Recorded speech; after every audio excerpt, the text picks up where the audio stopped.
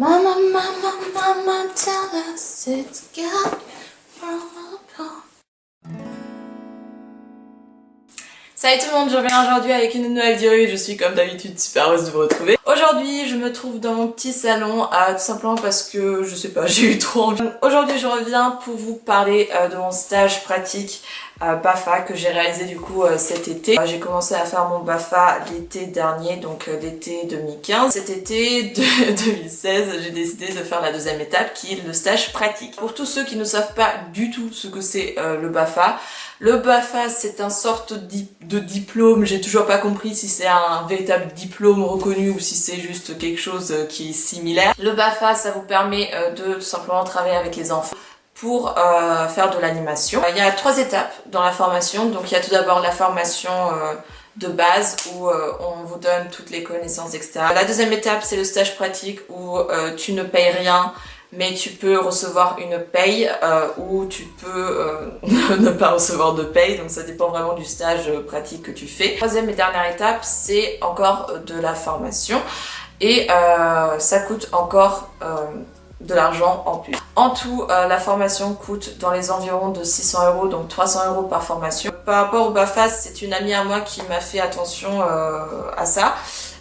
C'est elle qui a commencé à parler du BAFA, etc. et ça m'a un peu intriguée. Au final, c'est plutôt après ma mère qui m'a vraiment poussée à faire le BAFA parce que moi, j'ai trouvé ça sympa, mais ça m'attirait pas plus que ça. Il faut à chaque fois valider l'étape. Si vous n'avez pas validé l'étape, vous pouvez pas avancer tout simplement, c'est logique. Donc c'est pas parce que vous payez de l'argent que forcément ça veut dire que vous allez avoir votre BAFA en fait. Après, sincèrement, dans mon groupe, il y a juste une seule personne qui n'a pas eu la première étape.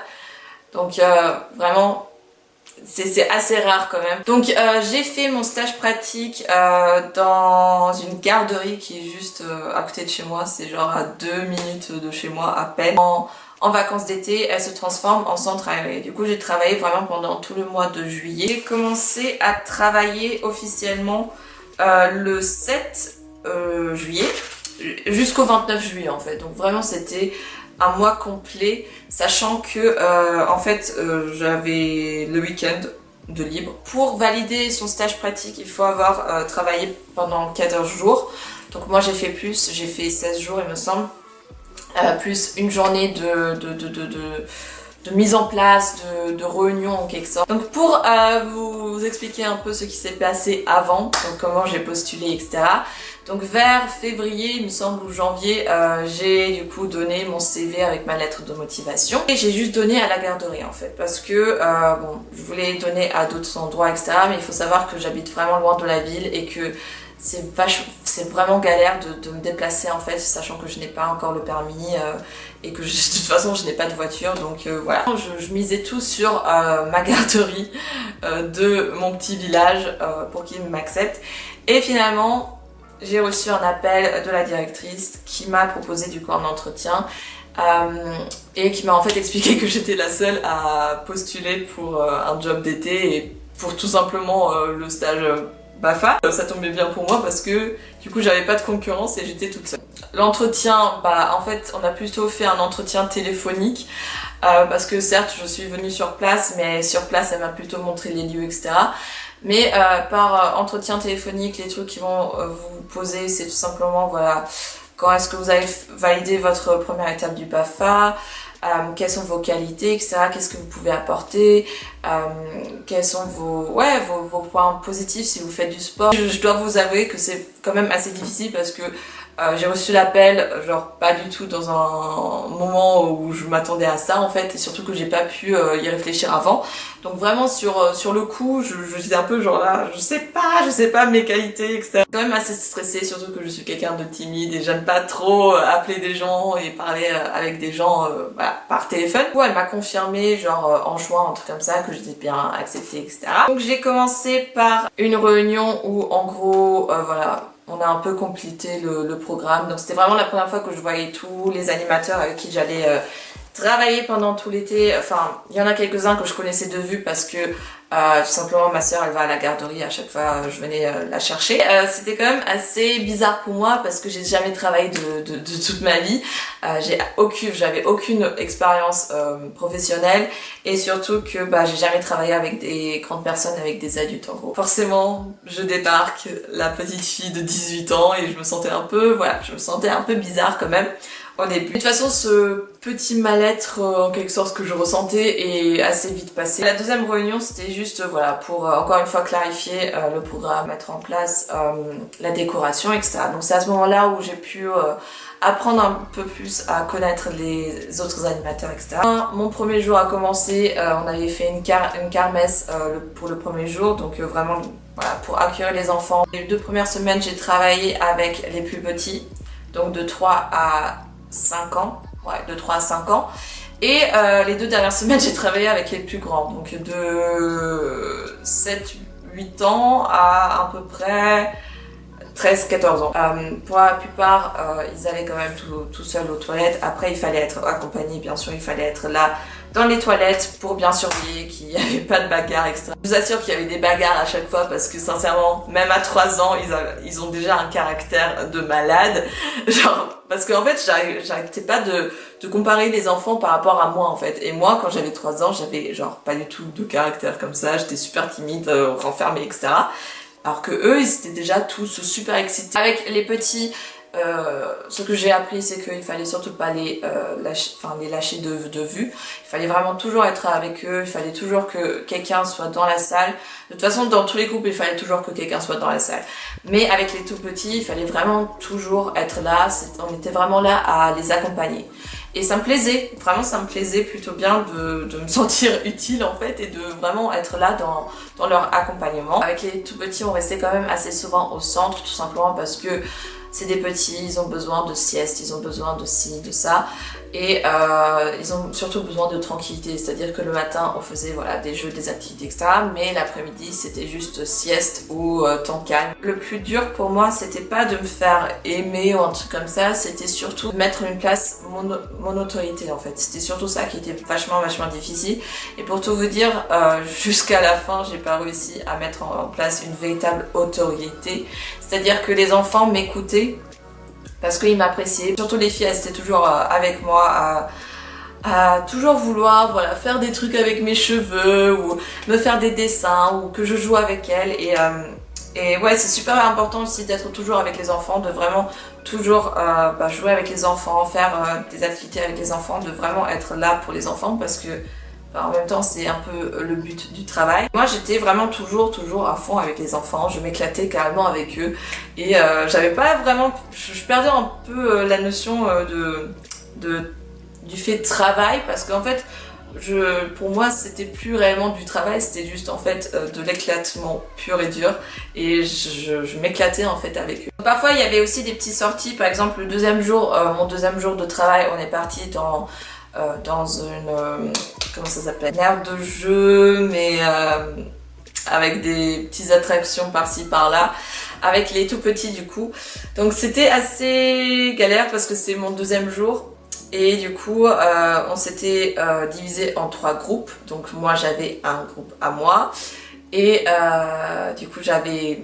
je sais même plus, 7-8 gamins juste sous ma responsabilité. C'était la première fois que j'avais 7-8 gamins sous ma responsabilité et j'avais vraiment peur d'eux à ce moment-là parce que j'avais peur qu'ils m'écoutent pas, qu'on n'arrive pas à avoir un compromis, etc. parce qu'il y avait tellement de trucs à faire, tout le monde voulait faire des trucs et il fallait tout simplement rester groupé parce que j'étais toute seule, je pouvais pas me diviser forcément. Finalement ça s'est super bien passé. Au début certes il y avait quelques-uns qui étaient là ouais mais je veux faire ça et l'autre je veux faire ça, etc. Mais au fur et à mesure du temps en quelque sorte, on a quand même réussi à trouver un compromis. Après j'ai réussi quand même à un peu me détendre, à plus être aussi stressée et je m'éclatais tout simplement avec eux. Par rapport aux horaires, ça dépendait vraiment. La deuxième semaine, genre je faisais 8h30 à 18h30. Ensuite, il y avait 9h, 18h30, donc je faisais la fermeture. Désolée, j'ai dû retourner vers ma chambre. Il y a des gens qui sont arrivés, du coup je peux pas utiliser le salon. Donc j'ai fait pas beaucoup de fois l'ouverture, il me semble, ce que j'ai trouvé assez dommage. Un autre truc que j'ai oublié de dire, c'est pendant les réunions. Surtout demandez le projet PEDA. Vous allez travailler, ne vous présente pas le projet PEDA, juste partez en courant parce que c'est pas un truc sérieux. Alors. Et après les 2 dernières semaines, je me suis du coup retrouvée avec les tout grands et c'était assez bizarre pour moi cette transition de petit à grand, tout simplement parce que voilà, je me suis déjà habituée aux petits, attachée aussi aux petits et surtout que je commençais tout simplement à retenir tous les prénoms et là on m'a enlevé des petits et on m'a mis vers l'écran et j'ai dû tout recommencer en quelque sorte. Mais ce que j'ai remarqué avec l'écran, c'est qu'ils sont tellement autonomes en fait qu'ils ont limite pas besoin de nous, dans le sens où voilà, ils vont aux toilettes tout seuls, ils font leur jeu tout seuls. Après nous on est vraiment là en mode animation, on propose des idées et on joue avec eux. Ce suivi en quelque sorte, il y avait plus ça comme avec les petits et du coup ça m'a vraiment perturbée au début parce que j'étais déjà habituée à toujours être avec les petits, à prendre soin, etc., à demander s'ils ont besoin de ça et là je me suis retrouvée avec les grands qui étaient super autonomes, etc. Après avec les grands, ce qui est un peu chiant, c'est tout simplement qu'il y a à chaque fois des embrouilles pour rien. Il y avait à chaque fois des embrouilles entre les garçons juste à cause d'un ballon de foot. Après avec les grands on a fait aussi des activités en dehors, donc on a fait qu'est-ce qu'on a fait? Ah oui, on est allé à la piscine, ce qui a été super cool, surtout qu'il faisait super chaud à ce moment-là, c'était juste trop bien. On est aussi allé au zoo.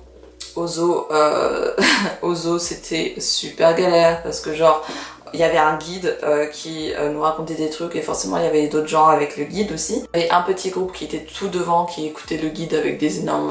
Et puis il y avait un autre groupe qui était beaucoup plus majoritaire, qui était un peu tout autour, dispersé, et qui faisait du n'importe quoi, qui faisait du bruit parce qu'ils ont vu un crapaud, etc.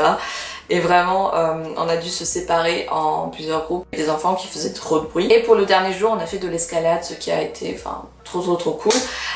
Et pour l'escalade, oh mon dieu, pour l'escalade, j'ai dû aussi assurer des enfants, c'est-à-dire que je devais les tenir et faire tous les trucs, voilà. Sauf que l'animatrice avec qui j'étais, elle a déjà fait de l'escalade dans le passé, du coup elle était vraiment bien entraînée. Sauf que moi, j'ai jamais fait ça de toute mon existence et surtout que c'est toi en fait, c'est ta responsabilité, t'es là.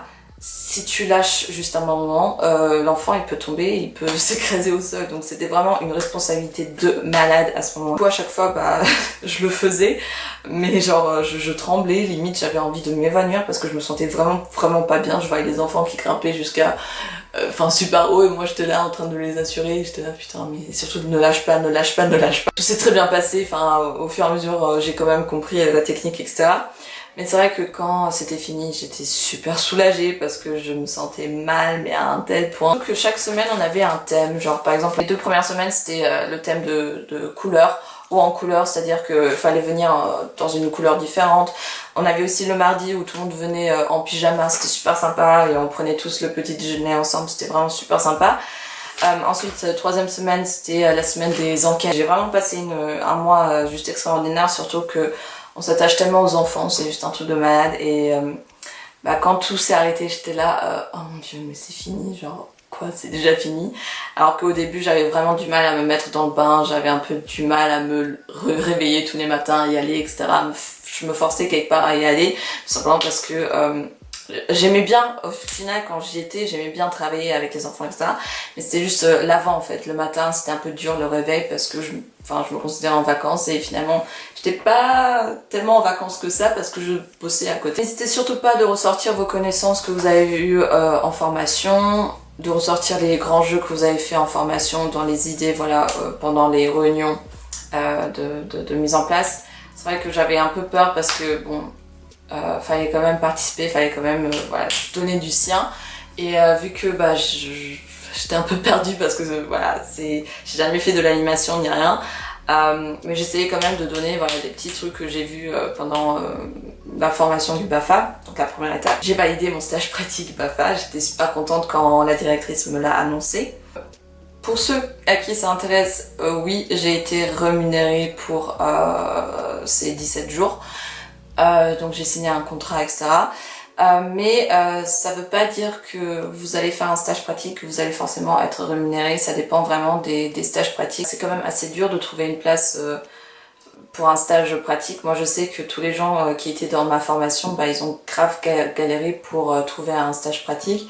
Moi j'ai eu de la chance, mais un truc de malade, qu'on m'a direct accepté dès la première fois. Et je vais pas parler de combien j'ai gagné etc, parce que je trouve que ça ne se fait tout simplement pas et j'ai tout simplement pas envie. Mais sachez que j'ai quand même pu me payer voilà, mes vacances d'été, que j'ai pu faire du shopping à côté, etc. Mon premier boulot, mon premier salaire, et c'était la première fois que j'ai réussi à payer mes vacances d'été toute seule avec mes propres sous. Et je peux vous assurer que ça fait juste un bien de fou et que vraiment j'ai juste super hâte de recommencer à travailler l'été prochain. Je pense que j'ai à peu près tout dit à propos de mon stage pratique. Si vous avez encore des questions, s'il y a des trucs sur lesquels je me suis pas assez bien exprimée ou que j'en ai tout simplement pas parlé, n'hésitez pas de me le faire savoir dans les commentaires. Je vais vous souhaiter du coup de passer une agréable journée et tout simplement on se retrouve très bientôt pour une nouvelle vidéo. Ciao!